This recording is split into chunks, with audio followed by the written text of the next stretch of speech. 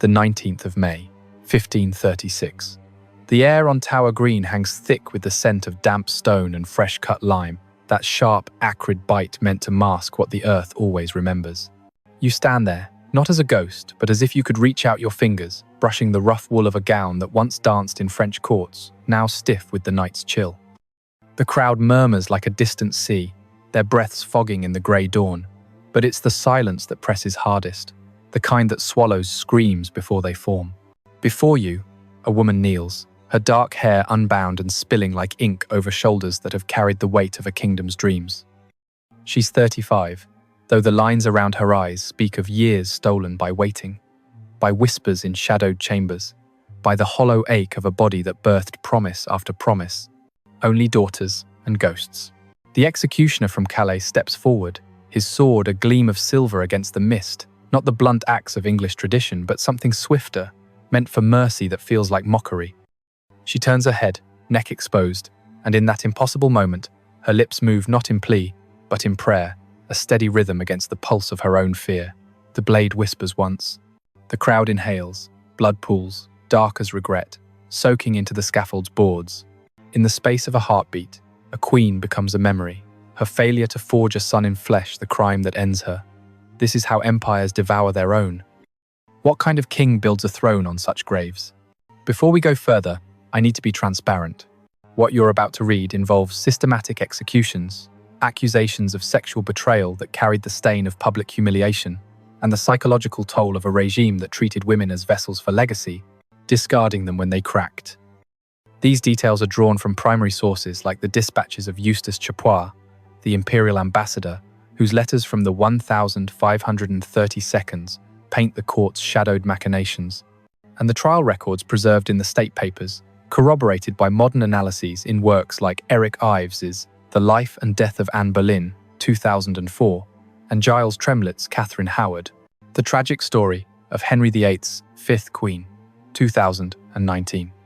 But they are deeply disturbing, evoking not just historical violence, but the raw machinery of power that turns intimacy into indictment. If this stirs something too close, if the weight of imagined scaffolds feels too real, step away without a second thought. There's strength in boundaries, and no shame in guarding your peace. For those who remain, know that I approach this with the solemnity it demands.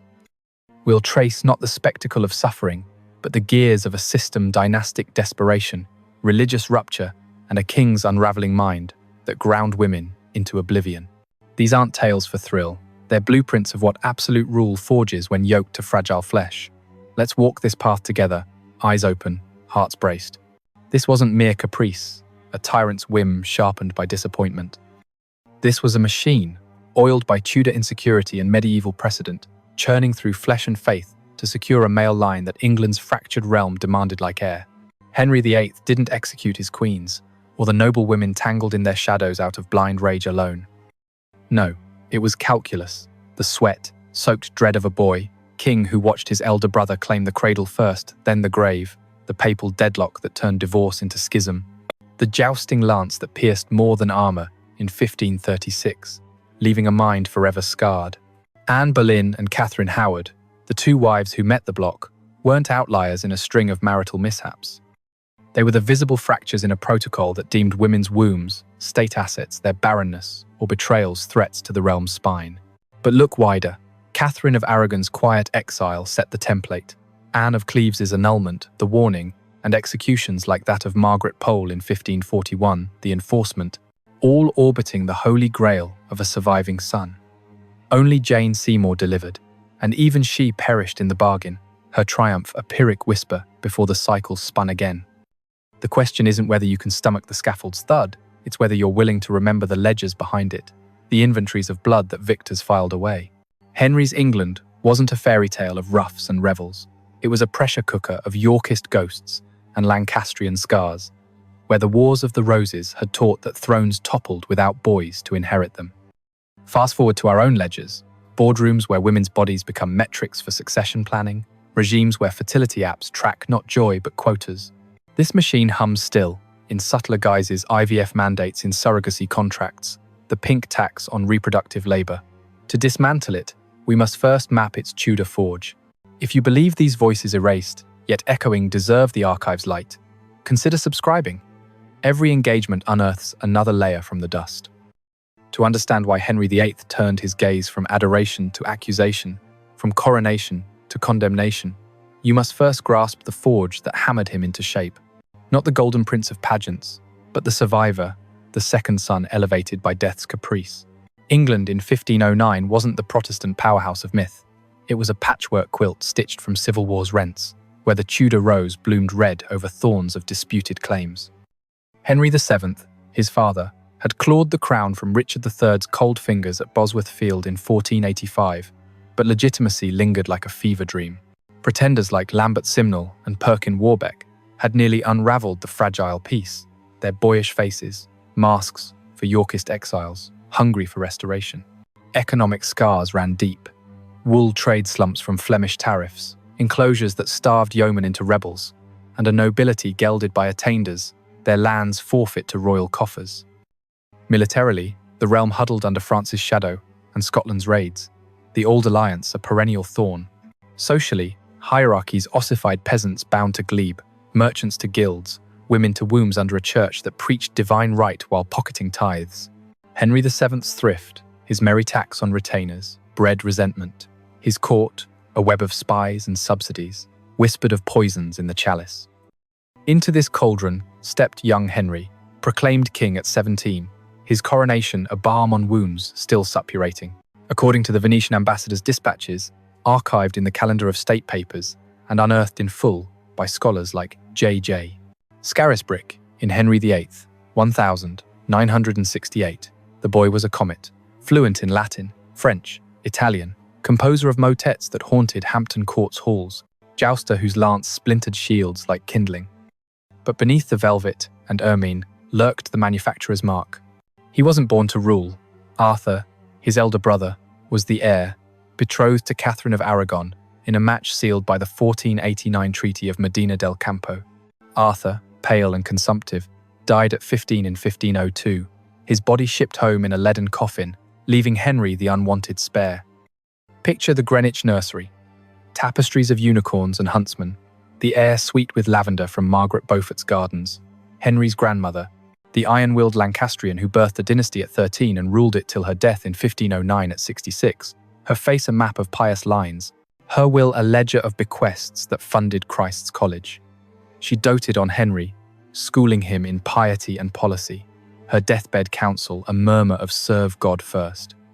His mother, Elizabeth of York, offered softer counterpoint, golden-haired, conciliatory, her beauty, a bridge over factional chasms, yet worn by ceaseless pregnancies, 4 surviving children from 7 confinements, her body a testament to duty's toll. She perished in 1503 at 37, perhaps from puerperal fever, her funeral cortege winding through London streets lined with weeping commons, the Spanish Chronicle noting how Henry, 12, clutched her embroidered sleeve, his sobs echoing the city's tolling bells. That loss carved the first groove. Henry VII, ever the calculator, swiftly betrothed his son to Catherine, widow of the dead prince, a union papal dispensation allowed despite Leviticus's bar on brothers' wives. But the father-son rift widened. Henry VII, hawk-nosed and parsimonious, his eyes shadowed by Burgundian exiles' plots, treated his heir like an asset parsimonious allowances, forced betrothals to Scottish Margaret or Milanese beauties. Letters from the royal tutors, preserved in the British Library's cotton manuscripts, reveal a boy chafing. "The king my father binds me too tight," he scrawled at 14, his script bold against the vellum. By 1509, with Henry VII's death, his body bloated, legs varicose from stress. The Venetian report calling it God's judgment, the prince ascended, vowing reversal. He married Catherine within months, not for love but ledger. Her dowry secured the Anglo-Spanish alliance against France, her fertility the promise of sons to bury pretenders forever. Early years dazzled, the 1510 birth of a stillborn daughter. Then Henry, who lived 50, 2 days before convulsions, claimed him. Another son in 1511, christened Henry, dead at 1 month from fever. Catherine endured, her confessor's letters in the Archivo General de Simancas, detailing vigils by cradle and cross, her prayers in Castilian, a litany against barrenness. He wasn't forged in isolation. Siblings shaped the mould. Margaret, elder sister, wed James IV of Scotland in 1503 at 13. Her proxy ceremony in the Chapel Royal, a swirl of tartan and cloth of gold. Her letters later fiery, with widowhood's bite after Flodden in 1513, where James fell, and she birthed future Mary Queen of Scots amid the gore. She remarried, divorced, ruled as regent her 1538 visit to Henry's court, a reunion laced with Tudor steel. Her words to Chapuys, "My brother mistakes women for chess pieces." Mary, the younger, flashed brighter, betrothed to Charles V at 2, then Louis XII of France at 18 in 1514, her French fling with Charles Brandon defying Henry VII's ghost, birthing daughters in exile, while Henry thundered from afar. These women, resilient, reproductive machines, in a dynasty's engine, taught him legacy's fragility. Losses mounted. The 1511 tournament, where Henry unhorsed all comers, his pauldrons etched with Tudor roses, but miscarriages eroded the joy. By 1518, plague stalked London, claiming courtiers in droves. Wolsey's rise as cardinal, chancellor, his scarlet robes a bulwark against chaos, whispered of papal leverage for annulment if needed. Psychological gears ground slowly. Early Henry was the Renaissance prince, composing pastime with good compagnie, his lute strings humming in privy chambers scented with rosemary. Patron to Holbein, whose portraits captured a jaw firm, eyes alight. Family dynamics twisted the screws. Father's paranoia, a better servant than master per Polydore Virgil's Anglica Historia, 1535, instilled vigilance. Mother's grace, a counterweight lost too soon. Losses descended like a dirge. Brother Arthur at 15, a cough-racked end at Ludlow Castle, his last words to Catherine, "I die a virgin," a lie that haunted dispensations. Mother at 37, her effigy in Westminster a waxen echo. Infant brothers, each a blue-lipped bundle in swaddling, their christenings feasts turning to fasts. By 29, in 1520, the field of cloth of gold glittered pavilions of silk, Henry's gold-stitched doublet, dazzling Francois. But beneath, the pressure built. Catherine, nearing 34, her confinements yielding only Mary in 1516, a princess whose survival mocked the void. Chapuys's 1527 dispatches note Henry's shift. The king speaks of his marriage as cursed by God, the ambassador wrote, ink fresh from Fontainebleau. Ulcers festered on his legs from 1522 tourneys, the lancet's bite a ritual, pus-soaked bandages, a secret shame. And then everything changed. The 24th of January 1536, the Greenwich tilt yard, frost-rimed banners snapping in the wind off the Thames, the crowd's roar a thunder of hooves and heraldry. Henry, 44, armoured in Milanese plate chased with gold, spurs glinting like accusations, charges the lists. His opponent, a young esquire, but the lance splinters wrong, shatters against the king's visor, drives shards into flesh and bone. He falls, helmet askew, blood threading the snow. Courtiers swarm, the Spanish Chronicle recording the panic. The king lay as dead, his face pale as parchment. Revived after hours, carried to his privy chamber, where physicians probed with probes and prayers, he emerged altered. The joust that broke his body fractured the mind. Traumatic brain injury, as posited by Katrina Banks Whitley and Kyra Kramer in the Lancet Neurology, 2016, correlating the swelling, the migraines that followed with paranoia's bloom. Pre-injury, Henry was impulsive but just. Post, vindictive, his decrees attainders that stripped titles like bark from trees. The miscarriage that January Anne's unborn son, announced as he stirred from coma, ignited the fuse. God mocks me, he reportedly muttered to Cromwell, per Hall's Chronicle, 1548. The machine whirred to life, leg ulcers weeping, mind a forge of suspicion, the quest for a son now a crusade. Women, once muses, became measures assets to audit, failures to excise. This wasn't descent into madness, it was evolution of a system, where love's ledger balanced on quicksilver fertility, and the axe waited for deficits. What I'm about to unfold isn't a litany of personal vendettas scattered like dice across a gaming table. It's a system, deliberate as the Domesday Book, with 5 interlocking acts that dismantled not just bodies, but the very notion of feminine agency in a realm where queens were dynastic dams.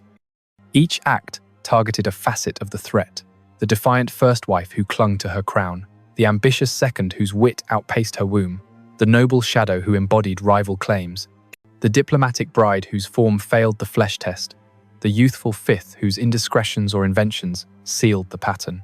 Designed by Wolsey's whispers, Cromwell's indictments, and Henry's hemorrhaging heart, these weren't random cruelties. They were protocol, eroding the social lattice thread by thread, families sundered, alliances audited, faith reforged in royal fire. They didn't seek confessions for justice. They sought silences for stability. Let's trace the gears turning, act by shadowed act. The first turn came not with a blade, but with a bull's unraveling thread, in the sweltering summer of 1527, when the Thames lapped lazily at Whitehall's Watergate, its surface gilded by a sun that baked the Privy Gardens into a haze of rose and regret. London buzzed with the aftermath of the amicable grant, a tax revolt quelled by Wolsey's iron hand, yeomen's pitchforks lowered, but grudges etched deep while across the narrow sea, Luther's pamphlets smouldered in Oxford's hearths, the air thick with ink and heresy. In the King's presence chamber, tapestried with the hunts of Maximilian, Henry paced in a doublet of crimson damask, its sleeves slashed to reveal cloth of silver, the fabric whispering against his thickening frame. Attended by Norfolk, his uncle, whose chain of office clinked like manacles, and Suffolk, broad-shouldered and bluff in hunting green, he summoned her, Catherine of Aragon, 41, her once vibrant auburn hair now threaded silver, confined to her oratory, where Spanish lace veiled a face lined by 16 years of queenship. She entered, spine straight as Segovia steel, her black velvet gown modest, a pomegranate brooch, Aragonese emblem pinned at her breast, the room's incense curling like unanswered pleas. She was no cipher, this woman who had ridden to battle at 17, outlasting French guns at the 1513 siege of Teruel, while regent in Henry's absence. Her counsel's letters in the Archivo de la Corona de Aragón, praising her lion's heart. Born in 1485 to Isabella and Ferdinand, conquerors of Granada, she arrived in England at 16, a political chess queen whose dowry funded Henry's wars. Wed to Arthur in 1501, widowed months later, she waited 5 years in threadbare exile, tutoring princesses on Latin while hunger gnawed her 1505 letter to Henry VII pleading, "I live as a poor gentlewoman." Remarried in 1509, she birthed 5 times. Henry in 1511, dead at 50.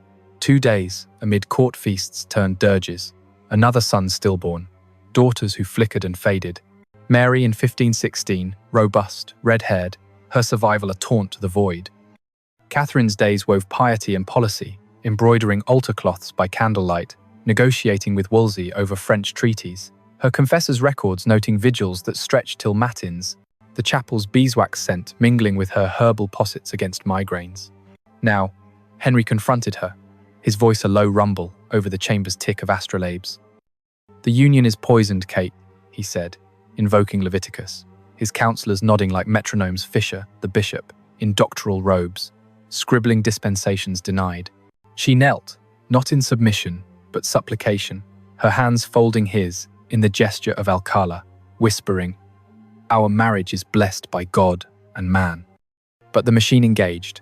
Legates from Clement VII dawdled in Orvieto, their bulls delayed by imperial troops sacking Rome in 1527, Charles V, Catherine's nephew, holding the Pope's leash. Henry raged in Privy Council, his ulcerated shins bandaged afresh, the surgeon's leeches swelling on silver salvers. Messengers rode to Wolsey at York Place, the Cardinal's scarlet, a beacon in fog-shrouded alleys, his briefs to Rome, pleading impediment of affinity. Catherine, undaunted, penned to Charles, "My cause is just, defend it as kin." The Blackfriars trial opened in June 1529, the great hall's rafters echoing with heralds' trumpets, judges in ermine sweating under summer's yoke. She rose, 60 pages of her gown trailing like a river, and knelt before Henry. "Sire, I appeal to God and your conscience." He averted his eyes, jaw set, the crowd's murmurs a tide of silk and speculation merchants in furs, ladies fanning themselves with ostrich plumes. The verdict dragged. Campeggio's legatine court prorogued, the Pope's brief annulling it all. Catherine retreated to Bucton, her moated manor, a fortress of embroidered salters and loyal Howards. Wait, no, her own kin turned, but Spanish maids steadfast, their Castilian songs a bulwark against isolation. Henry stripped her title in 1532, naming her dowager princess, her plate confiscated, Mary's jewels pawned for French bribes. She fasted on Fridays, bread and water her feast, her 1,535 letter to Chapuys, preserved in Vienna's house, Hof und Staatsarchiv defiant. I would rather die than consent to wrong.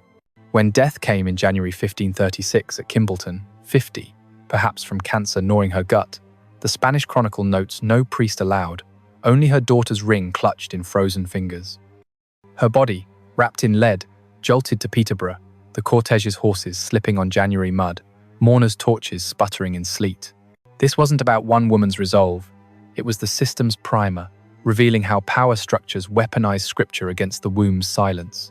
The Great Matter, as courtiers dubbed it, fractured Christendom Henry's 1,534 act of supremacy, crowning him head of a church now his to bend, monasteries' gold melting into cannon for Scottish borders. It fit broader patterns. Wolsey's fall in 1529, his York place seized, a harbinger of Cromwell's rise, the network of informers, Seymour spies, Boleyn allies, turning courts into colosseums. Modern parallels sting. Think of dynastic divorces in Gulf monarchies, where infertility voids treaties, or corporate mergers, where assets like executives are culled for non-performance. Scholars like Retha Warneke in The Rise and Fall of Anne Boleyn, 1989, debate the misogyny. Was it Leviticus or libido? Divine curse or diplomatic dodge? Long-term, it sowed Mary's Catholic fury, her 1,553 pyres a backlash inferno. They didn't want a dowager's dignity, they wanted erasure, ghosts who wouldn't haunt the son's coronation. Henry wasn't destroying Catherine alone. He was raising the scaffold of shared rule, leaving a throne propped on solitary steel. The social fabric frayed nobles hedging bets, commons muttering of the king's great matter over ale in Shoreditch taverns, proving the machine's genius. Break one, and the realm bends. But the gears didn't idle. What followed revealed the system's appetite for spectacle, turning private grief into public theatre, as whispers in Greenwich's shadowed galleries swelled to indictments that echoed like Judgment Day. The second act uncoiled in the brittle autumn of 1535, when frost etched the leaded panes of Wolf Hall, the Seymour's Wiltshire manor, where wood smoke curled from chimneys like accusatory fingers, and the air carried the tang of fermenting apples from neglected orchards. England reeled from the previous year's pilgrimage of grace, Northern Commons in Lincoln Green rising against dissolution's tax. Their banners of the Five Wounds fluttering before Norfolk's cannons scattered them at Pontefract, the execution pits at Hull swallowing 300 souls. In London, the Thames barges groaned under crates of confiscated chalices, Wolsey's ghost in every gilt edge, while Cromwell, now vicegerent, pored over inventories in Austin Friars, his ledger's quill scratching like claws on slate. At court, in the Privy Chamber's oaken wainscot, hung with Holbein's preliminary sketches, Henry's profile, fuller now, the famous bulge at the codpiece, a defiant emblem Anne Boleyn held sway, 29, her French hood framing a face sharp as a falcon's, her gown of black damask slashed with miniver, the bee-embroidered sleeves, a signature of assent. She wasn't the demure maid of law, born circa 1501 to Thomas Boleyn, a diplomat whose Norfolk estate smelled of sheepfold and ambition, and Elizabeth Howard, daughter of the Duke, whose tawny scars mapped old glories. Anne had danced through European courts, Margaret of Austria's Brussels in 1513, her lute lessons under French masters, Henry VIII in 1522, where her sister's bed first warmed the king's sheets. Educated at Mechlin and Paris, she read Erasmus, debated Lollard tracts in ciphered letters, her script italic and urgent. Married to Henry Percy, in a secret vow, dissolved by Wolsey's machinations, she returned in 1527, a Protestant spark in Catholic tinder. Her miscarriages in 1528 and 1532, hollow echoes of Catherine's losses, yet her wit, a weapon. I am no rose, she quipped to Chapuys, but I bloom where planted. Crowned in 1533 at Westminster, her pregnancy that year birthing Elizabeth in a chamber strewn with September herbs rosemary for remembrance. Sage for strength, she navigated the act of succession, her fingers inked on parchment that bastardized Mary. But 1534's stillbirth, a prince deformed by poison or providence, shifted the wind. 1535's quickening ended in January's flood of blood, the midwives' basins carried out under cover of night, their clink a dirge in corridor hush. Henry, his joust wound throbbing under fresh wrappings, the surgeon's cautery scent lingering like charred vows, turned inward. Cromwell, in his Cheapside house amid stacks of Venetian glass, orchestrated the net. Informants like Mark Smeaton, the lutenist with fingers nimble on strings but loose on loyalty, George Boleyn, Anne's brother, whose jests at dice tables masked marital strains. Arrest came the 2nd of May 1536 at Greenwich's Tilt Yard, the hawking party's falcons wheeling as Kingston's guards seized her, her pearl necklace catching the sun like tears. Conveyed by barge to the Tower, the Lion Gate's portcullis grinding down, she paced the royal apartments once her own, her ladies' gowns rustling in forced attendance, the air heavy with river mud and dread. "The king has been good to me," she told them, per Wriothesley's chronicle, her voice steady over the lapping tide. Interrogations dragged, Smeaton racked in the lieutenant's cellar, his screams muffled by lime-washed walls. Norris, Weston, Breton, named in love letters forged from court gossip. The May 15 trial in the King's Bench, Westminster Hall's hammer-beam roof, a cathedral of judgment, saw her stand in ermine-trimmed crimson, her gaze locking Cromwell's, his face impassive under the furred hood, before pleading not guilty to adultery, with 5 men, incest, treason, plotting the king's death. "I was never false," she declared, her French accent clipping the words, "the jury of Norfolk kin," returning verdict in a breath. Imprisoned, she embroidered a falcon-turning dove, her needle-pricking vellum by rushlight, confiding to Kingston, "He will find me guilty. I have no hope." The act itself, a swift arc on Tower Green, the French swordsman's blade hissing through mist, skipped the spectacle, but the lead-up's tension coiled like a spring. Crowds herded from Cheapside, their boots scuffing cobbles slick with May dew. The headsman's request for her to kneel forward, her neck bared without blindfold. Afterward, her ladies wrapped the body in cerecloth, the Spanish Chronicle noting the head separation clean, no blood to stain the block mercies lie. Elizabeth, too, played at Hatfield, oblivious, her cradle rocked by wet nurses who whispered of the mother become myth. This wasn't retribution for rumoured romps. It was systemic pruning, exposing how power's architecture favoured fabrication over fidelity. The charge is adultery, not treason, till Henry's 1534 statute revealed the web. Cromwell's cui bono, benefiting his evangelical purge, as dissected by G.W. Bernard in Anne Boleyn. Fatal Attractions, 2010. It mirrored patterns from the 1536 Lincolnshire Revolt, where women's prophecies against Boleyn fueled attainders. Modern echoes resound in number Me Too reckonings, where accusations weaponize intimacy, or fertility clinics, denying treatments to high-risk unions. Debates rage. Ives argues political conspiracy, Warnicki miscarriage stigma. The 2021 Kent University thesis by Natalie Gruninger unearths post-execution letters, rehabilitating Anne as martyr. Impacts rippled. The 1536 Succession Act legitimized Elizabeth provisionally, but Boleyn blood-tainted Protestant roots, fueling Mary's 1554 burnings. They sought no martyrs rally rosaries but phantoms, their absence a vacuum for Seymour simplicity. Henry didn't just end Anne, he eviscerated the Boleyn network, 30 executions in her wake, the social weave unraveling like a tapestry torched. Courtiers learned the lesson. Wombs were wartime, betrayals battlefield, and the king, post-joust, a general blind to his own flanks. While Anne's falcon faded to feathers in the Tower's crypt, the machine recalibrated, its next grind aimed not at a queen's hearth, but a countess's ancient claim, proving Erasure's reach extended beyond marriage beds to bloodlines themselves.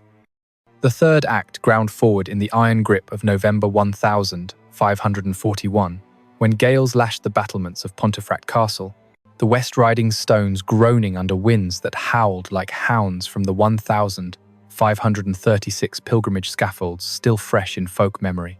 The north simmered anew Scottish raids, scorching borders villages, their thatch acrid in the air, while Henry's Calais garrison tallied French spies in ledgers stained with wine and worry.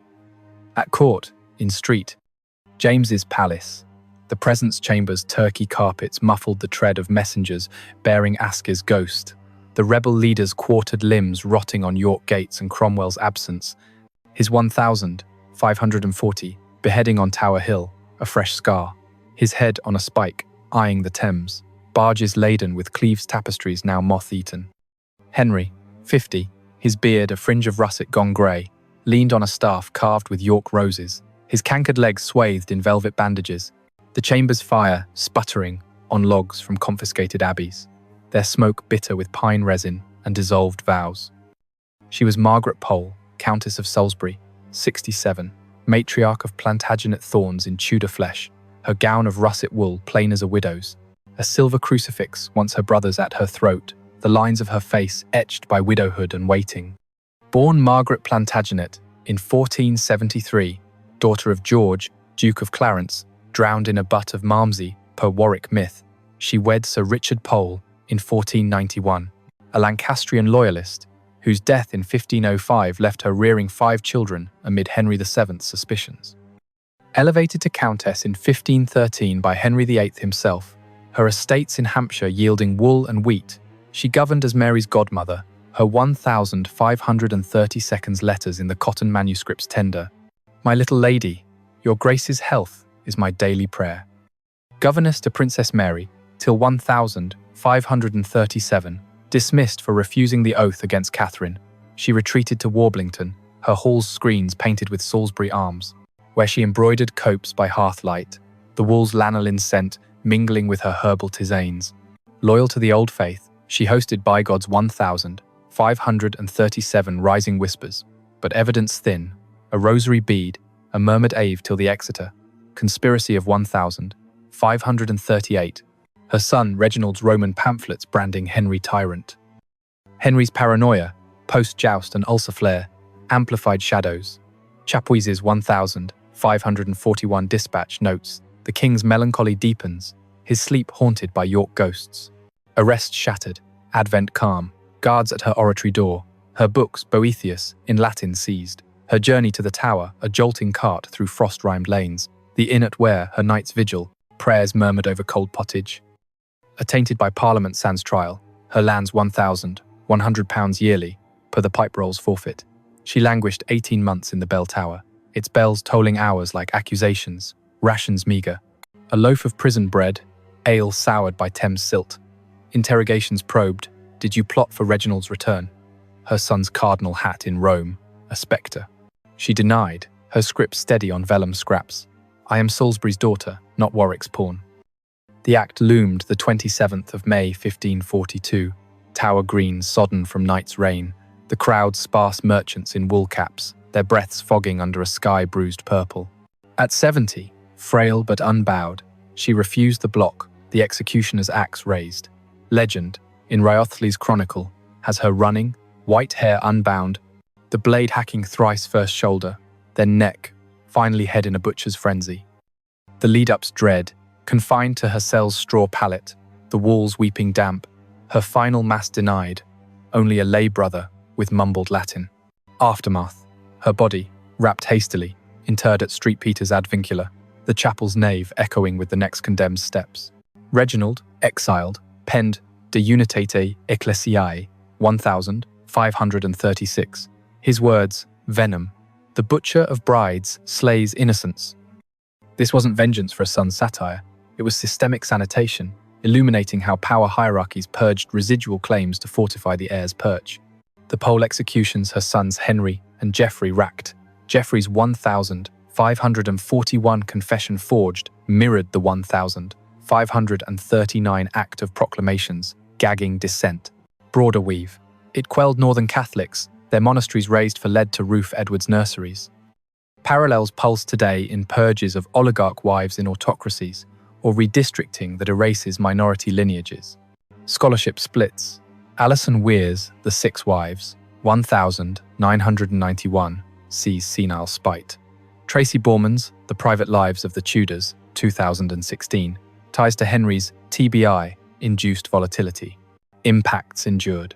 Mary's 1,554 pardons couldn't mend the rift. Her council haunted by Salisbury's shade. They craved no relics rally pilgrims. Henry didn't just fell Margaret, he felled the white rose, the last Yorkist bloom, the social tapestry's warp threads snapped, leaving weft of fear. Nobles like the Courtenays, attainted in tandem, learned, blood was bond, but bonds broke on the block's edge. As Salisbury's ghost settled in the crypt's dust, the machine oiled for diplomacy's draft, its fourth churn a quieter cull, where touch tested what treason could not.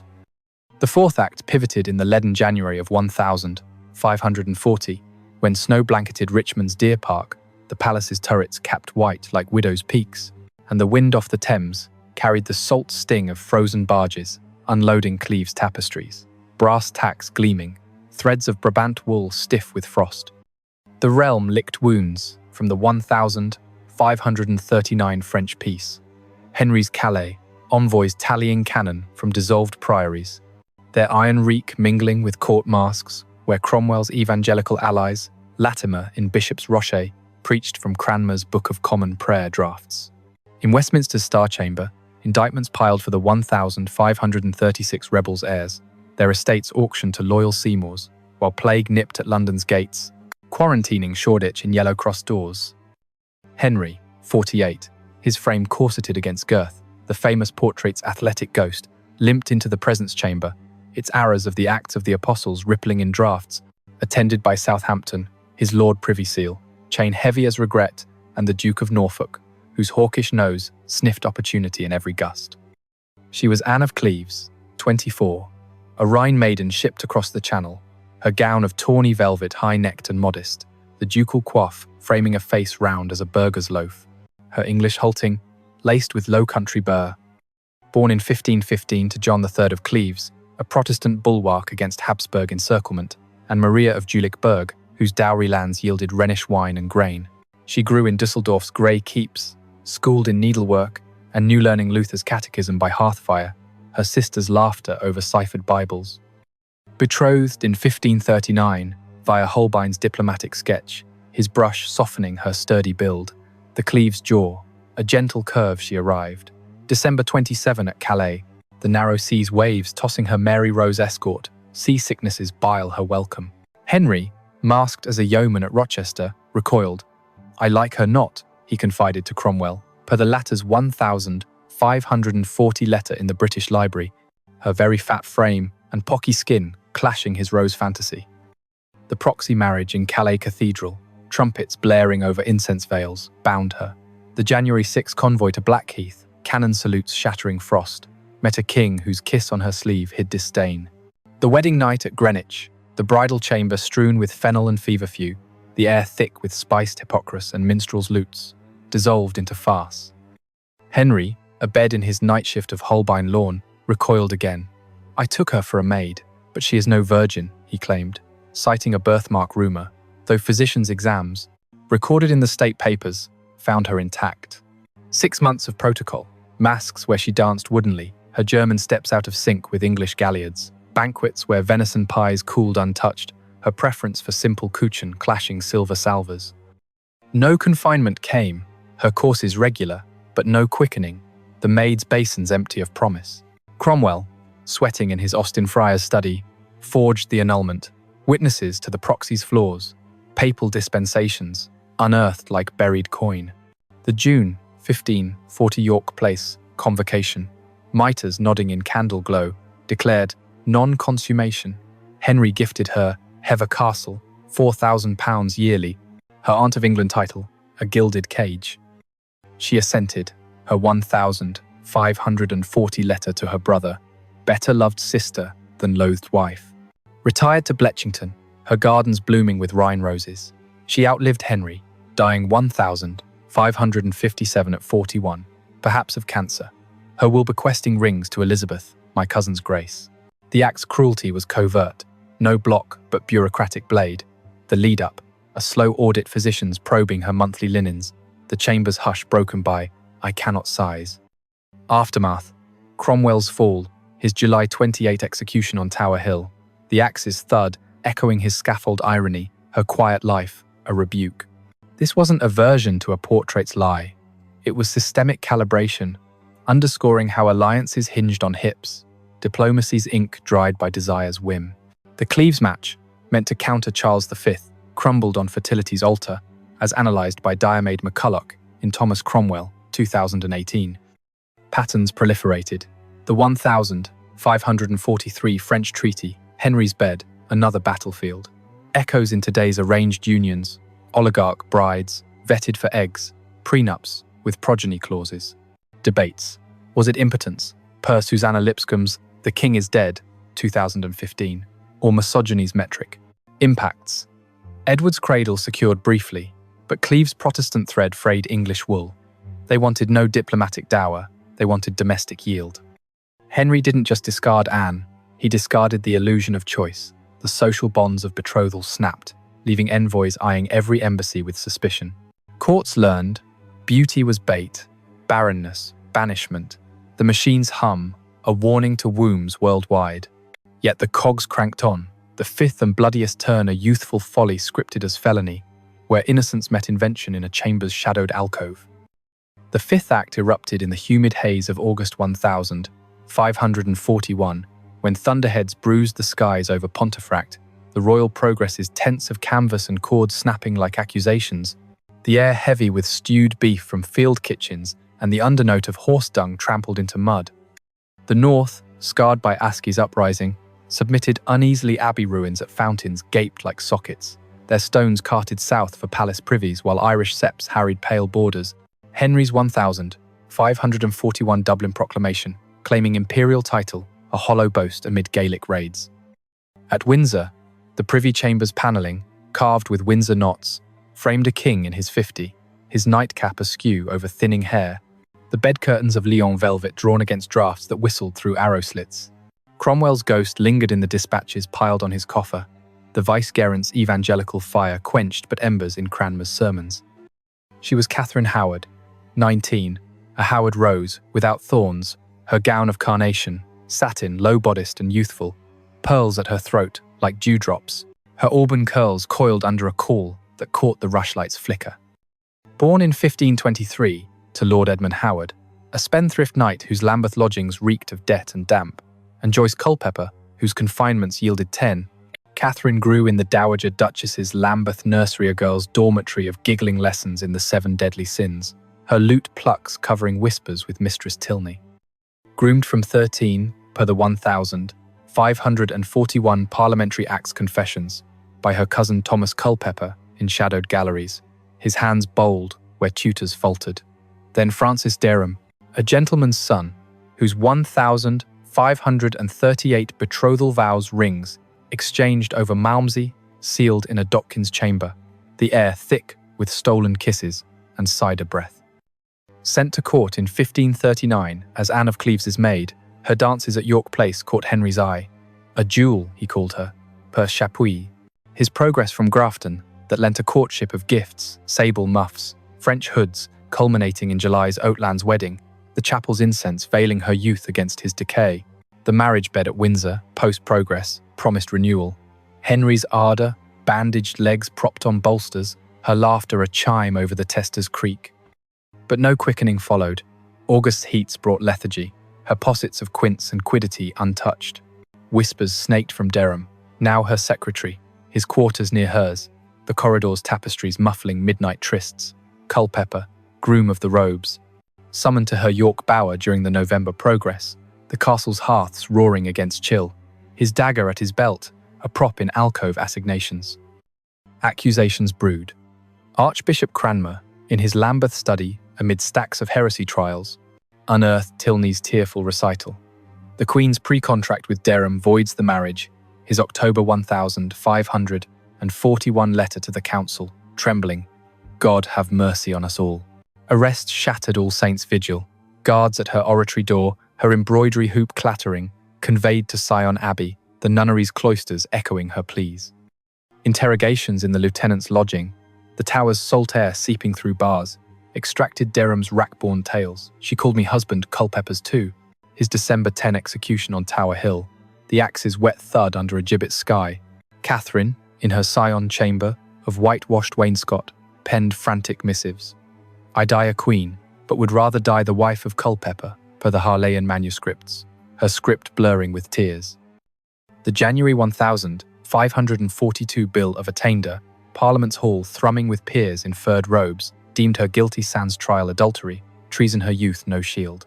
The Act, February 13 on Tower Green, the block draped in black baize, her gown of grey damask trailing. She practiced the night prior, per legend in Stripes' annals, kneeling in her cell till dawn. The headsman, English axe this time, struck true. Her lady's wails carried on the wind, her body joining Boleyn's in the crypt, 19 years a flicker. This wasn't lascivious lapse, it was systemic scapegoat, bearing how youth's bloom fed the beast when barren. The Howard Cull uncles attainted, Derham quartered, echoed Boleyn's purge, as Tremlett details. Patterns: the 1,543, 6 articles, heresy hunts, doubling as dynastic dragnets. Modern kin, teen brides in fundamentalist enclaves, their purity policed by patriarchs. Scholarship: Lipscomb posits grooming, not guile. The 2014 UNL dissertation reframes her agency. Impacts: Edward's line trembled. Mary's Catholic pivot hastened. They sought no tragic teen. They sought template, the social skein of family favour severed. Henry didn't end Catherine. He enshrined the audit. Wombs weighed, whispers warrant. The machines roar a requiem for the rose. If you're still here, it's because you sense the weight of these turns, not just the falls, but the falls echo in our own ledgers of loss. What comes next is the fracture, the moment the gears slipped. You can pause, breathe. For those pressing on, let's witness the unravelling together.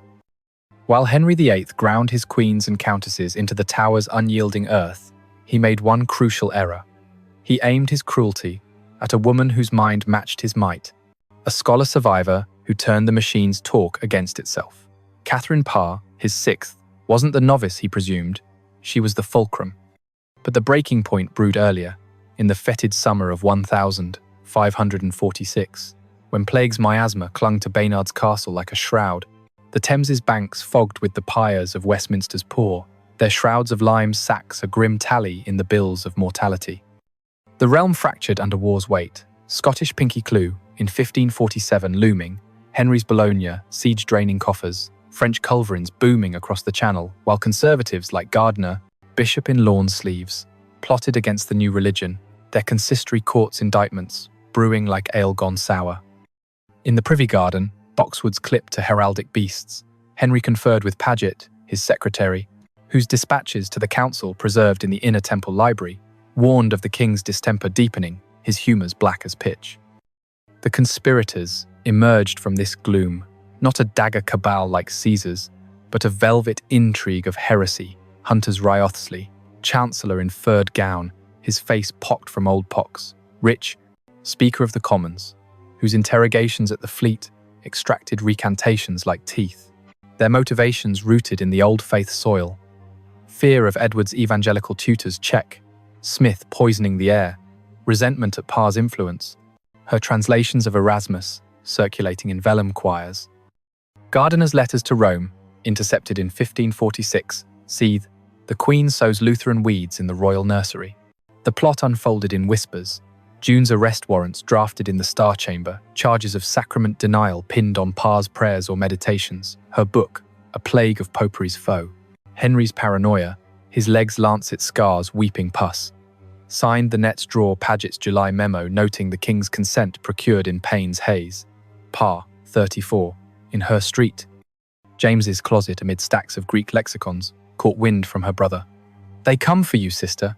She outplayed them, present tense gripping the chamber's oak. August 1546. The guards' boots thud on gallery flags, halberds glinting in torch flare. She confronts Henry in his bedchamber, the air thick with opodeldoc salve and sulphur matches, kneeling at his tester. "Sire, my conscience yields to yours." He softens.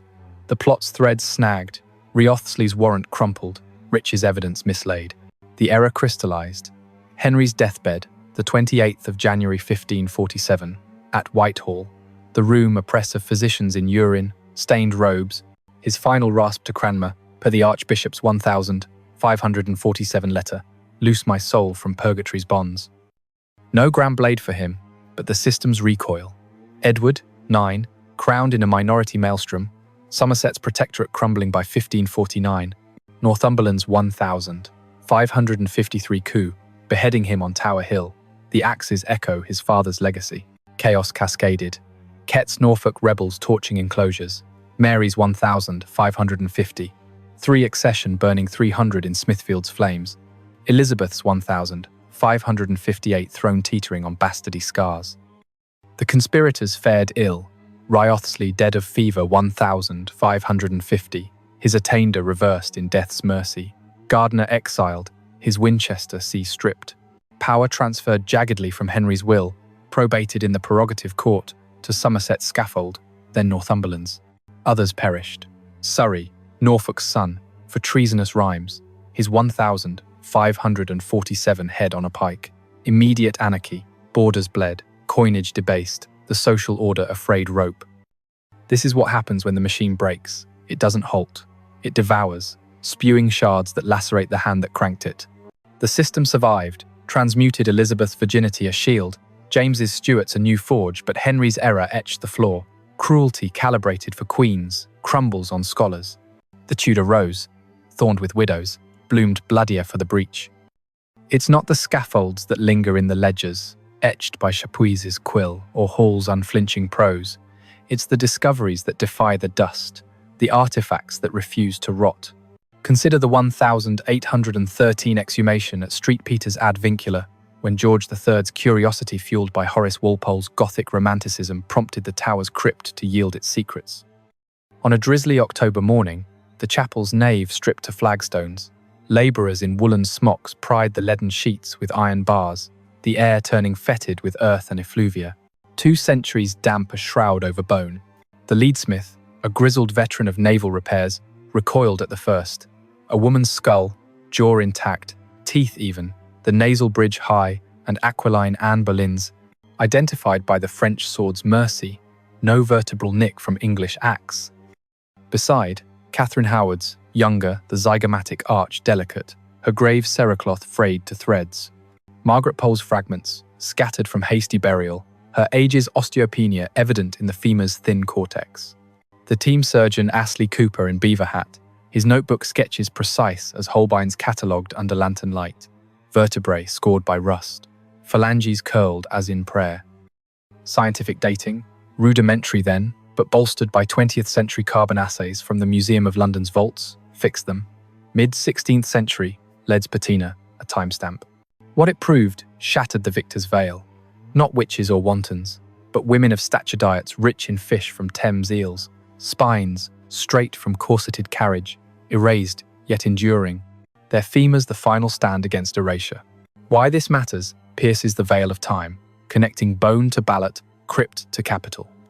These finds aren't macabre trophies, they're mirrors, reflecting how power's pathologies Henry's TBI-fueled tyranny, per Kramer's Blood Will Tell, 2012, echo in executive orders that audit uteruses, from Roe's overturn to Romania's 1,980 seconds, Decree 770, forcing births for the state. Psychologically, they illuminate the narcissist's arc, early Henry's mirror, gazing, per the 2020 Psychology Today profile, devolving to projection. Wives as projections of his potency's failure. Remembering matters because forgetting forges repeats. Think Putin's Ukraine widows, their grief, a statistic, or Epstein's ledger of silenced girls. It's not about Tudor faith. It's about what unchecked sovereignty does to the silenced and how resistance, a Boleyn's Salve Regina murmured in the tower, refuses oblivion. The empire endured 118 years beyond Henry, but couldn't bury 18 women's essences, nails filed to nubs in cells, faiths unfractured. Think on that. 2 queens, a countess, their echoes in lead, proving victory's hollowness.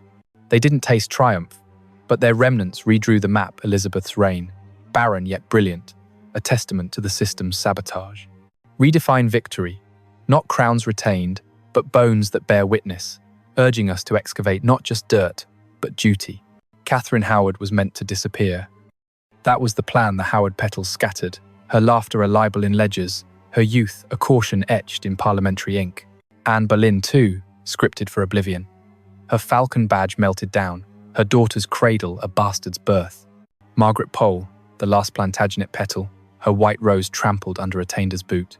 They were to be footnotes in the great matter, silences in the succession's roar, ghosts haunting no gallery but the one we build from their absence. But they didn't vanish, they're still here. In the leaden sheets prized open in 1813, their bones a defiant archive under the tower's indifferent stone. In Chapuys' dispatches, yellowed in Vienna, his quill capturing Anne's final jest, to Jesus, I commit my cause a spark against the shroud. In the State Papers indictments, their denials scrawled in secretary hand, resisting the rack's rhetoric. In the ground, archaeologists sifted in 1,990 seconds geomagnetic surveys, mapping the chapel's lost graves, their anomalies blooming like buried beacons. And now, they're here with you. Because you chose to linger through the litany of lost sons and loaded indictments. Because you refused the scroll's swipe for solace, leaning into the ledger's cold truth. Because in bearing witness to their unraveling, Catherine's alcove, whispers implied, not invaded, Anne's scaffold prayer preserved, not profaned, you've etched their permanence a little deeper.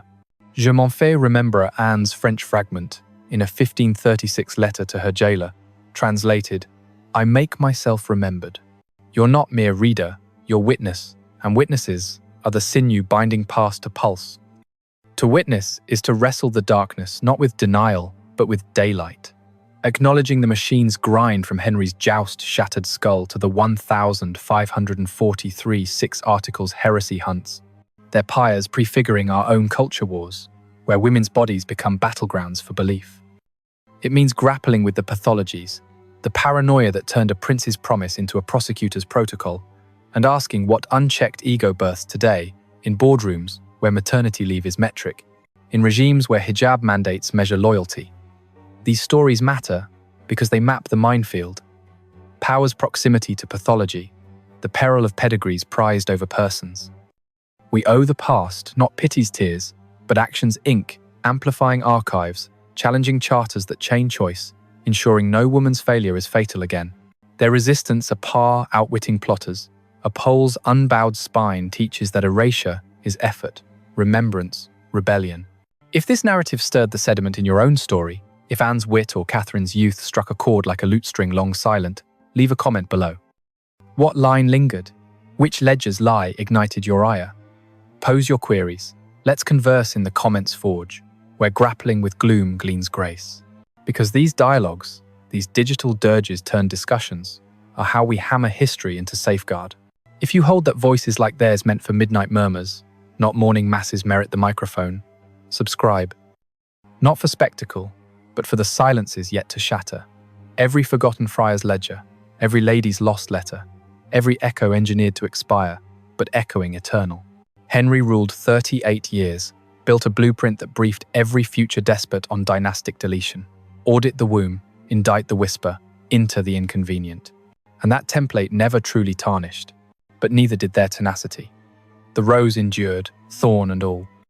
Non-inferiors, said emulate Margaret Pole's device, from her 1,530 seconds seal. Not inferiors, but rivals. Let that rival in you rise.